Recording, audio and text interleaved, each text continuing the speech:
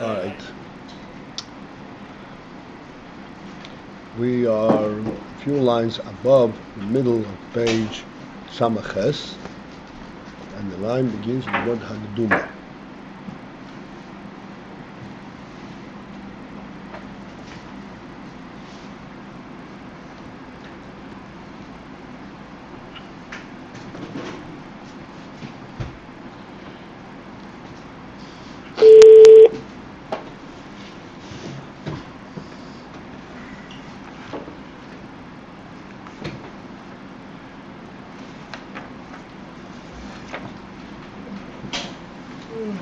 We have been discussing it as much as possible, constantly speaking about something that is behelim, but not only behelim hemo atzmi.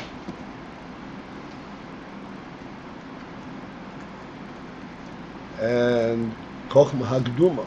Hakdumah means chochmah without a beginning. Does not have a cause for its coming forth. It's chochmah in the essence. The principle, as we have tried to identify, and every time we'll go a little bit more to clarity, the principle of being the sosim, something that is described as being completely internal and completely concealed within itself, is to say, clearly this concealment, this is quite obvious, is not just concealing it from outside. Concealment, as it says, this is concealed within itself.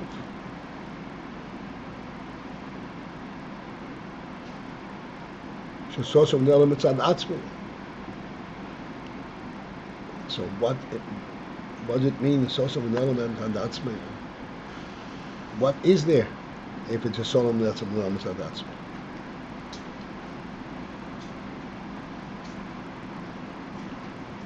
So the only way that for us, so to speak, to relate to this principle of sosim an element and atzmi, that yes, indeed, its presence is not due to any particular message, any particular reaction and purpose.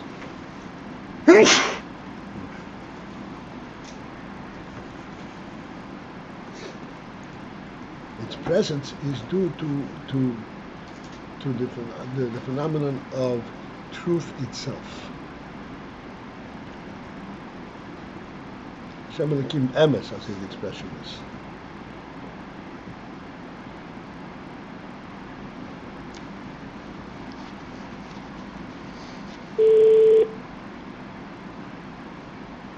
This truth, this fundamental reality does not exist due to its expression, due to its effect. But we have to understand that in essence, before anything happens, there is already what's called the truth. And this truth is not is, which would mean some kind of an active again, some kind of a reactive method. In contrast to something else, it is a truth in and of itself, not in contrast to anything else, because there is nothing else. In essence, there is only the truth.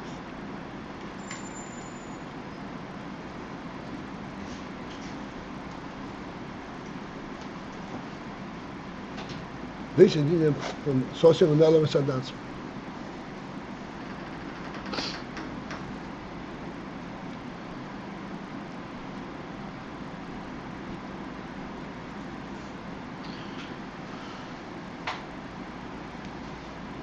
So Torah, we are saying Torah is also sosim, and it is rooted and it comes from this sosim. Torah is also a truth without the need to express itself and to contrast itself with anything else, because it is rooted in this truth.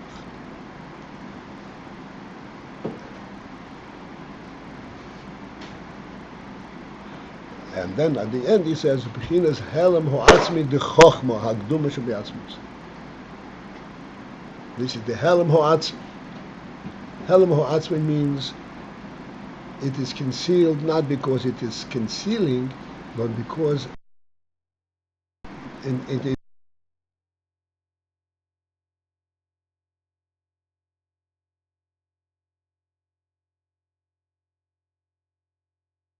any kind of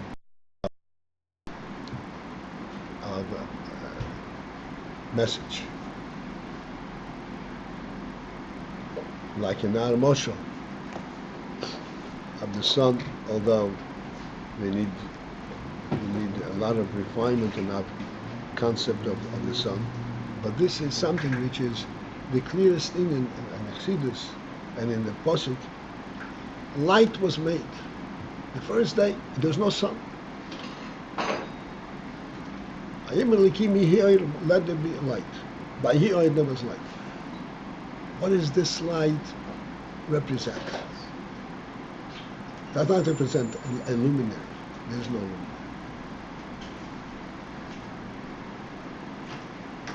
It represents the godly presence in the world. Before that there was only light, and that's why it's dark.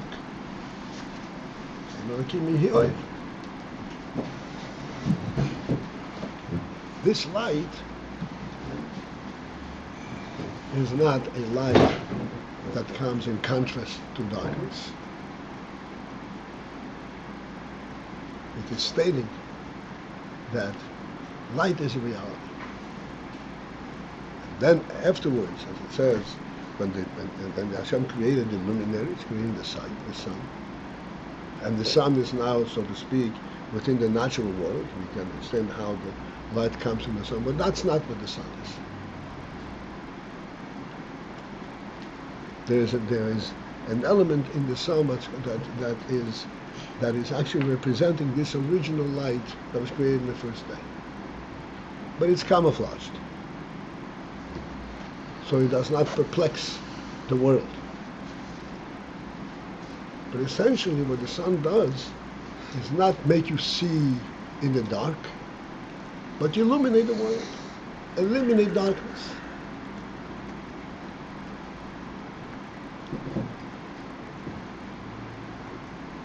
They, like that says in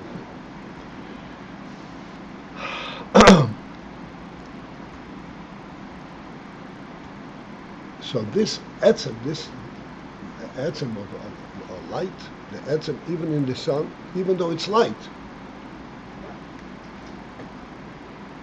but it's a light that represents a helem ho'atzmi of light. That's a kind of a controversial statement, but it's true. In other words, it is not a light that is responding to darkness. It is not a light that works upon itself to bring out light. It is stating that the reality is light. That's a helem. If it does not have an explanation where it's coming from, what is it there for, That means that essentially it's Mehelim. It doesn't explain itself. That's what Mehelim.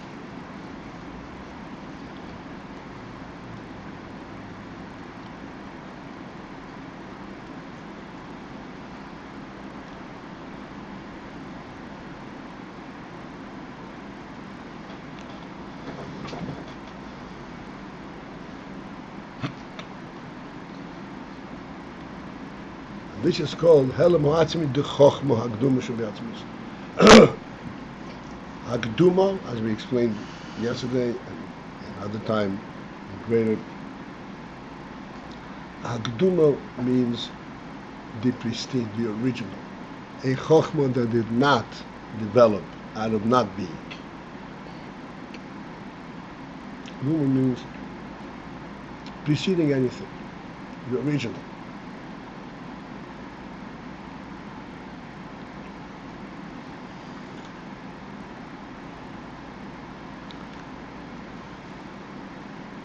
Okay, mission is bodily. Okay, so we are on this line. Hakdumah shebe'atzmus, mission is bodily. In the middle of that line. V'gam l'maylo mizeh. But actually, Torah is rooted not only in chochmah hakdumah.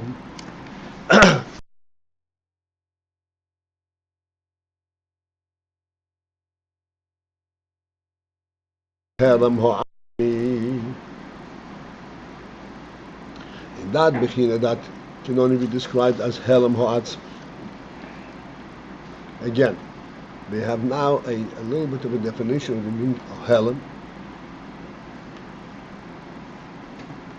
That Helam means that it has no contrast. It is there because of its own of its own truth. Helam Ha'atzmi Shehu Bechinas Tainug Ha'atzmi, which is the Bechina, the aspect of Tainug Ha'atzmi.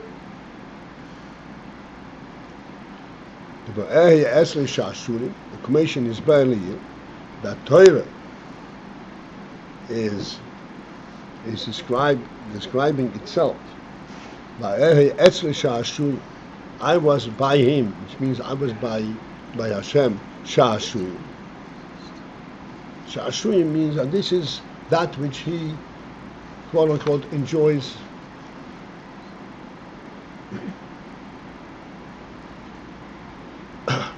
Beho bechinas pnimis horotzim v'hatanuk shebetorah.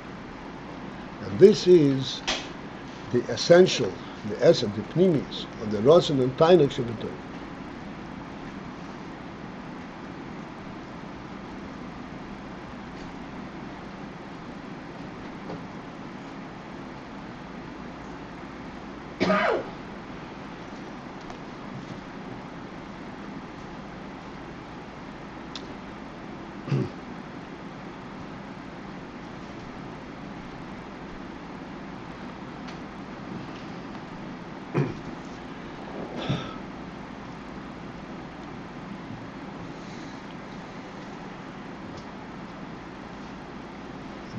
Clearly, as we mention all the time, we should not think that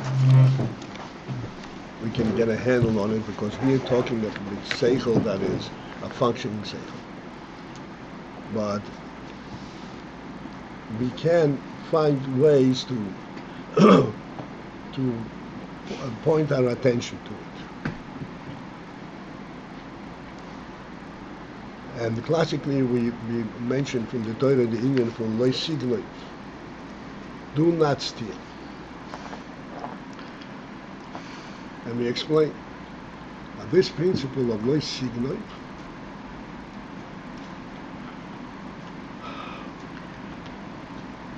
in reality, since that the whole world is encompassed within the unity, the godly unity,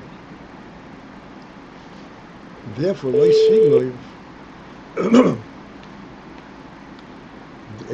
we always point out that Gneva is not an offense of one person towards the other person.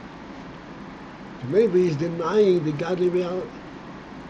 It's an offense against the godly presence. That's what Gneva is. thinking of these two entities here, these two people, as unrelated to any greater, to the godly unity. And therefore I can do whatever I want within the parameters of our own relationship.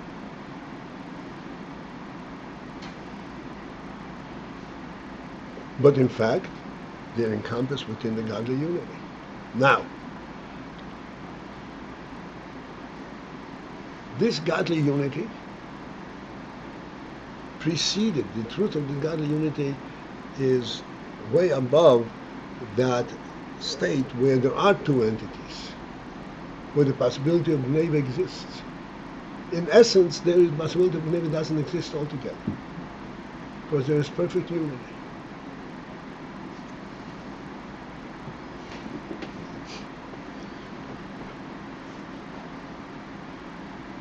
So, there's perfect unity to begin with. If there's perfect unity to begin with, so what's the point of reducing it to a place where the unity is something which is not that obvious, not perfect, and there are multiple things? The possibility of neighbor exists. This is the Ayin that Torah, this Ayin of Lo Sigloiv, of the own nation, the offense is against the truth of the godly truth. This is not just a functional element.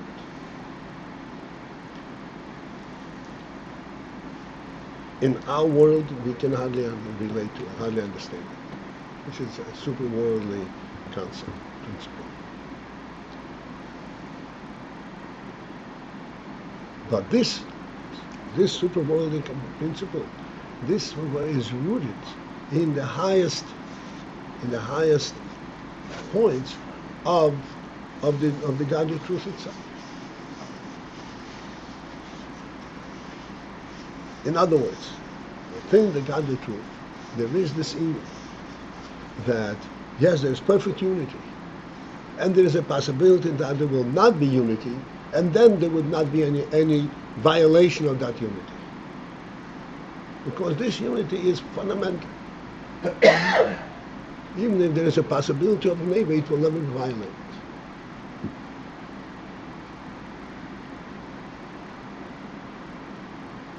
This is the Ayin of, I said this in one way that we can kind of focus on, understand how Torah is rooted in Halamoatz. Because Torah speaks in terms of multiplicity. And it says, even though there's multiplicity, you cannot violate the unity that it represents. Not merely because you must not offend each other, but because this unity persists at all levels.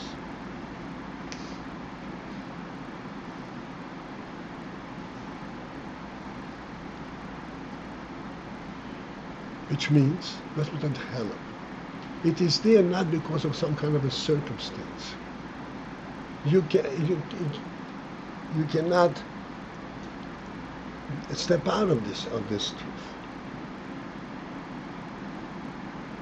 Even when there is multiplicity, that unity still remains.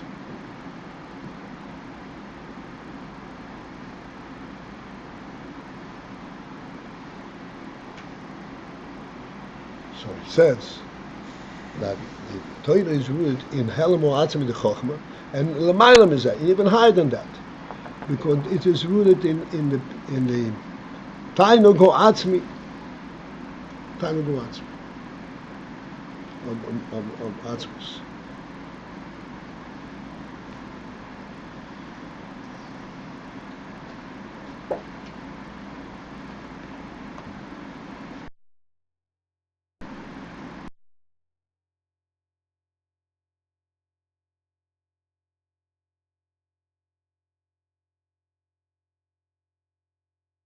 Real where Tainug that is expressed in Torah.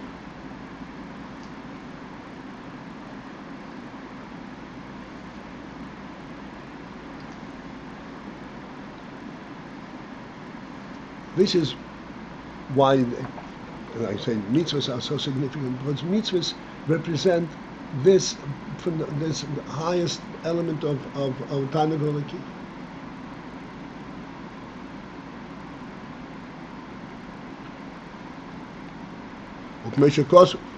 And the pasuk says, "Rechav mitzvoscha miyoid." Rechav mitzvoscha miyoid. Your mitzvahs are very broad. The beginning of this pasuk is L'chol tichel roisikates. Rechav mitzvoscha miyoid. To everything, L'chol tichel, to every desire, all purposes of roisikates, I see an end. But mitzvoscha rechav miyoid is ma'oid is broad, in that can only be described as ma'oid. Ma'oid means very. What is the very imply? Bibhinas ma'oid ho'atzmi de atzmos ensof. Ma'oid means that there is no limit. It is not broader than. It is broad in a ma'oid fashion.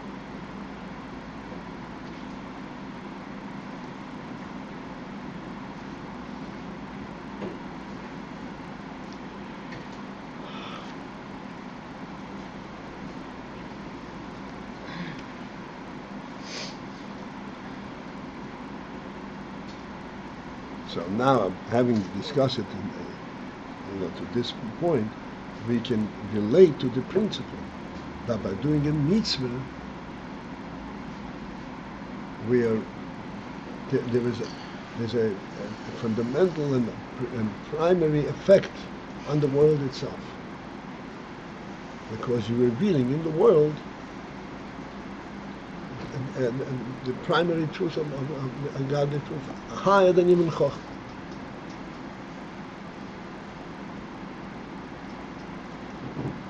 This inyan, okay, if I'm take it a step further, but we have to always take it, so to speak, with a little bit of a perspective, a limited perspective.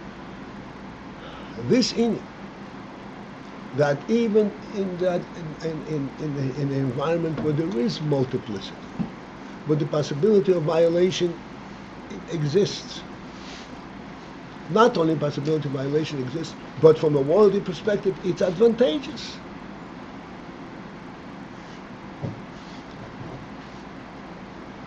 Why do I need to create and build on my own? I'll take something that's ready over there.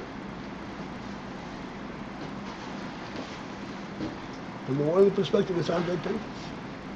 If I don't get caught and I don't get punished for it, then I've gotten the better of all worlds.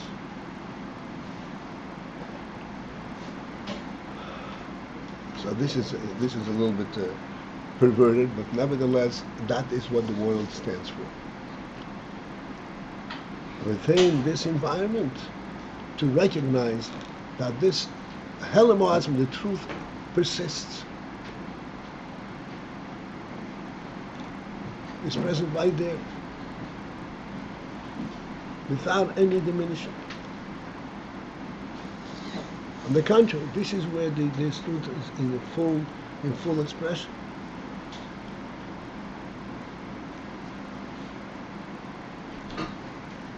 Like we say all the time, this is the highest thing of the Lakus,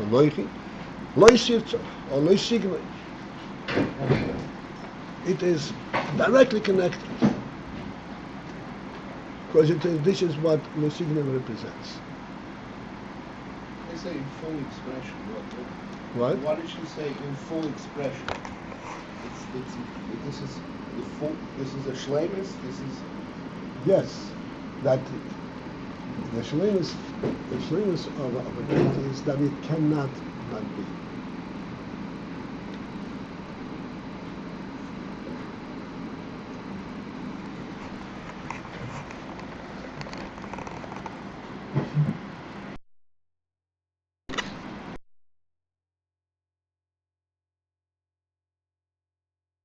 Even if someone does steal, it hasn't the truth hasn't been violated? It has been violated only on a very superficial level. But in essence, I mean, we are speaking now on the Torah perspective of loisi, do not. Once it is done, then there is a whole process of rebuilding, of correcting. But from the perspective, it's not a question of rebuilding. The question is don't. Why don't? I'm saying don't because it's contrary to the essential truth that I stand for. Within the world where you perceive that it's possible, you have to understand that it's not possible. So lo yitzirtach, that's the expression of it cannot not be. Of what? It cannot not be. Right. That's expressing that. That's right. In other words, even though we came into the world of multiplicity, that unity is the essential truth anyway, without any diminishing.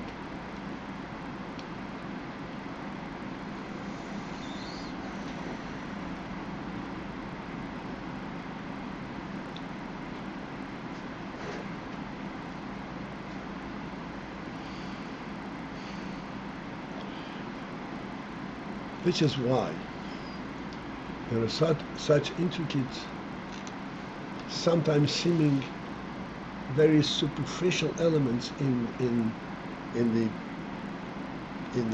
finding and in defining a halach.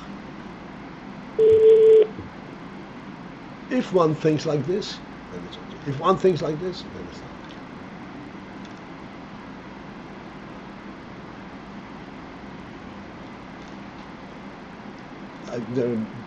The examples are multiple.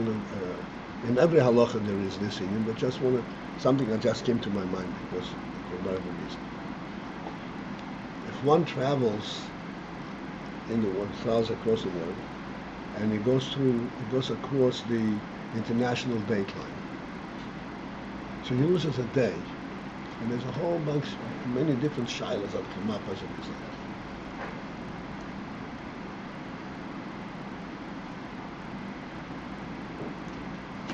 How does halacha deal with this?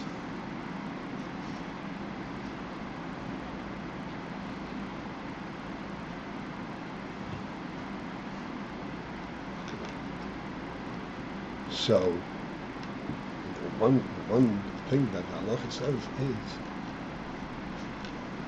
that he should, I don't remember exactly, that he should stop at an earlier stop, stay overnight, and then go across, so that he was within proximity to the change at the time when the change happened. So he kind of lived through that change in a position, in an established, in a not in traveling mode, but in a stationary mode.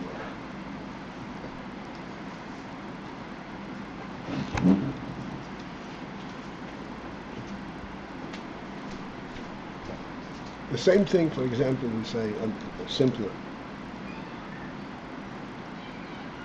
We have a deen that kaka in exelis. We have a shaila. We have to cut a sregi. A sregi cannot be a gozel. That's what? Gozel Oh. cannot be stolen. We don't know the history of this land where it goes. It is conceivable that this land at some point in time was robbed, was taken illegally from its original owner. So if you go and you buy an esrog, you may be buying esrog also, even though you're buying it perfectly legitimately. So what do we do? So the thing is that by Gzela, so Gzela can transfer Rishuyas. Normally, if you guzzle something, the object itself has to be returned. It's not your object. It belongs to the original owner. But there is a method, there is a point where it can transfer transfer ownership, and that is, it's called Yiush V'Shini Reshus. Yiush, if the owner has given up of getting it back, that's not enough. But he has to be Shini Reshus. Now, in the Gazlan's hand, it is always exiled. So therefore, what we do is, we don't cut the esek ourselves. We have somebody else cut it for us.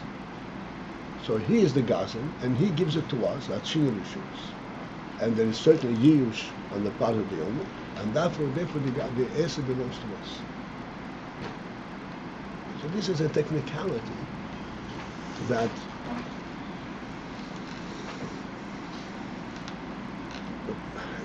from a worldly perspective it's just a play. But in reality this is extremely significant. Because this, so to speak, this godly truth has not been violated. On the worldly world level, this has no significance. This is what halacha is. Halacha is dealing with the godly truth, not with the worldly truth.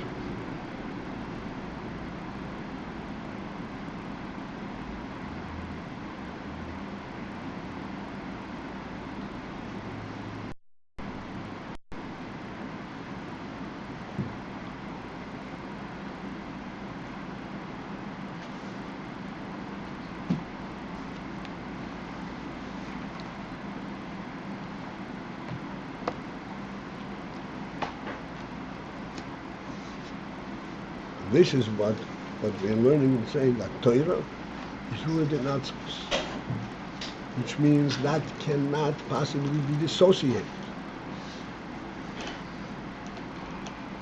And it comes on into our world where all kinds of unlimited possibilities exist. And it is the power of Torah to navigate all of these possibilities without violating this essential truth.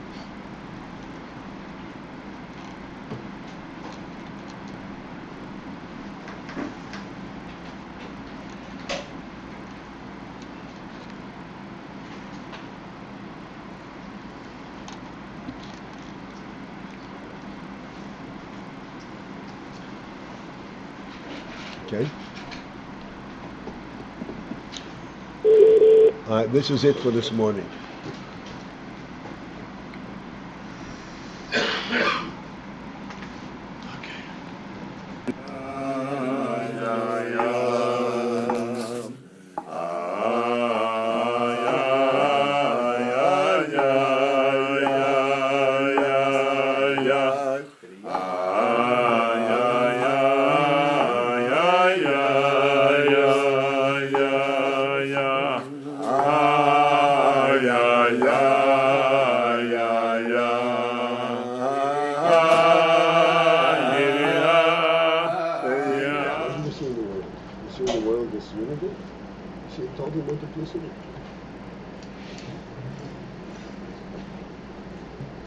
The world screams, take it, you won't be caught. Some don't know the difference.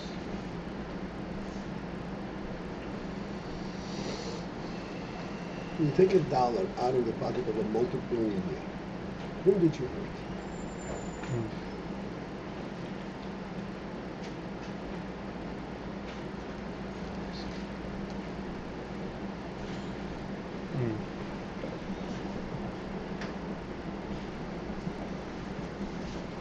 Can't even count his dollars.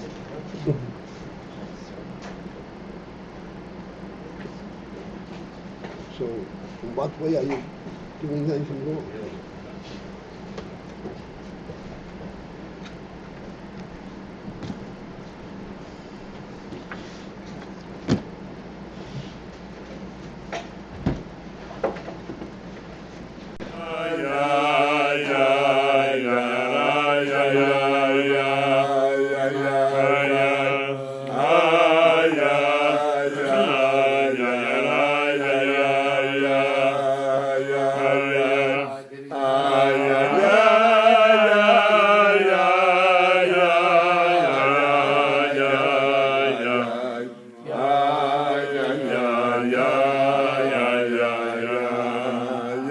Hayah